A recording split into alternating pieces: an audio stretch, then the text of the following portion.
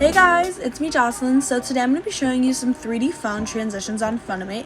So let's just get started. So this first transition is going to be where it kind of zooms into the phone that the person is holding and then it does a little slide.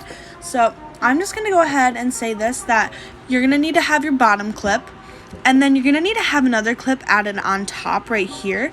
I need to go ahead and just refix all these effects that I have going on right now just so you guys can see.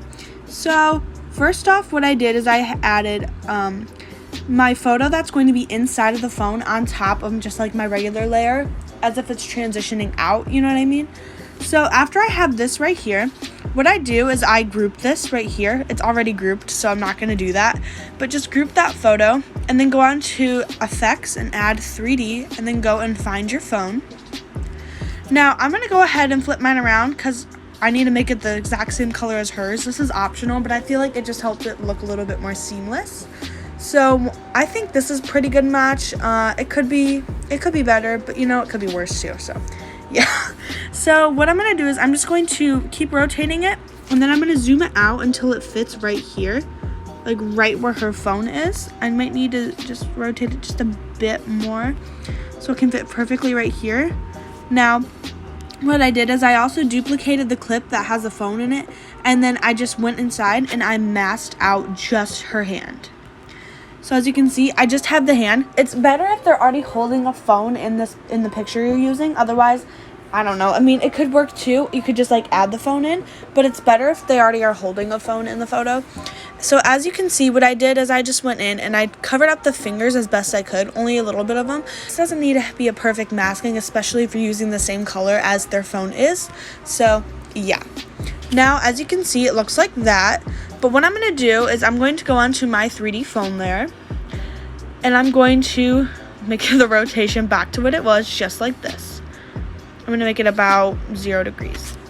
Now, what I did inside this group that has the 3D phone layer, I'm going to go ahead and edit inside of it.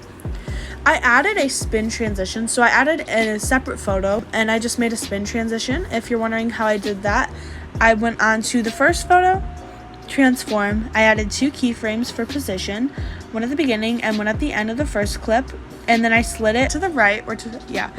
And then I did a custom graph. I did this graph right here. You guys don't have to copy that. You could just do any graph you prefer. And then I just finished off that transition on this one.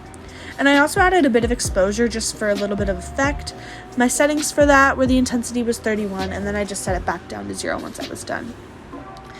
And yeah. So now what I did is, and this is optional, you could just group yours together, but I just felt like saving it. I just exported the clip that I made so that way all of them are together. And you also could add on a camera layer as well, just so they all like do the exact same motion.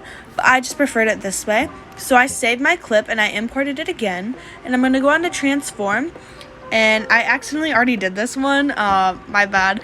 But I did change the scale. I increased the scale from 100 to 177, and I also changed the position to where my phone is, because if you zoom in, it's just going to zoom into the middle and not like where her phone is right up here.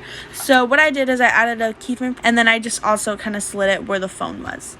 And for my graphs on those, I added nothing for position and I added nothing for scale. You can do that if you want, but I just prefer not to. And this is what the final effect should look like.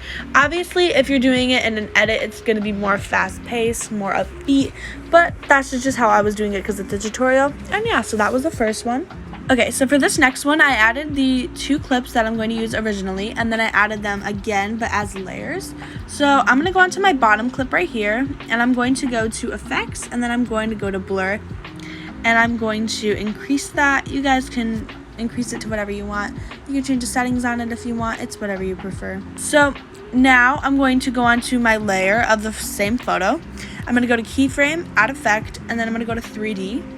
And then I'm going to add on a 3D phone. And as you can see, it makes it already in a phone and everything, so I think it makes it a lot easier. Then I'm going to go to transform and scale. And I'm going to add 1 keyframe for scale at the beginning and 1 at the end. And I'm going to have it zoom out. I'm going to have the phone zoom out. So it ends up looking like this, like a zoom out. And then kind of right here, as it's zooming out, I'm going to go on to phone. I'm going to go to rotation Y. I'm going to add a keyframe right here and then one at the M. And I'm going to rotate it to about 90 degrees. Now, you guys can do whatever graph you prefer. I like doing these ones right here where I pull the thing all the way down and it looks like that. And then I just hit this right here. And I'm just going to pull this down all the way so it kind of does a little bit of a hesitation before it flips. That's completely optional. You guys don't need to do that, but I do like when I just like the look of that, I guess. So now I'm going to go on to your second layer right here. Add on a 3D phone to that as well. And go ahead and make it the exact same scale as your other phone. And now we're going to go back onto phone, and then we're just going to go to rotation Y, keyframe that at the beginning and the end, and for the first keyframe, make it -90.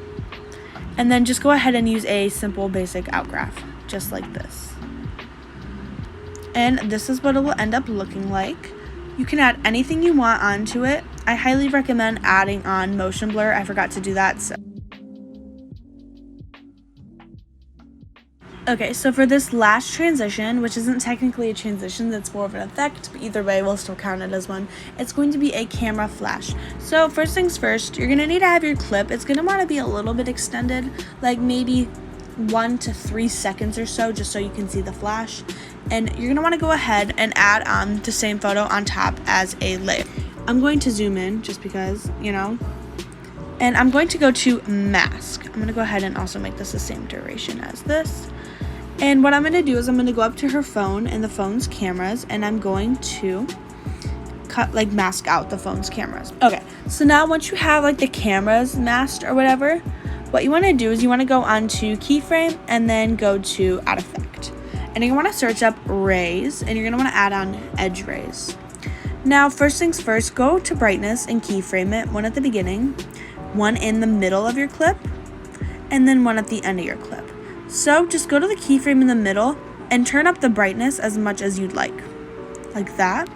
And as you can see, it's going to go back down.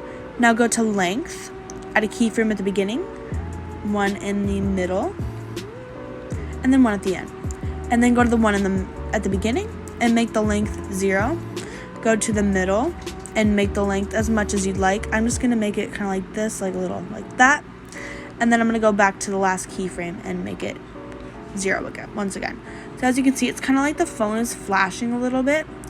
I'm going to extend the rays, so the length, so it looks just more like a flash. And I'm also going to add on some kind of quickish graphs, just so it kind of looks a little bit smoother.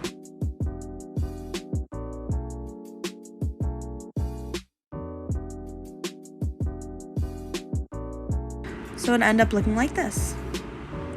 And yeah. So that was it for today's tutorial. I hope you guys enjoyed it. Please give a thumbs up and subscribe if it helped you out, and comment down below any tutorial requests you guys may have. And yeah, I love you guys. Bye.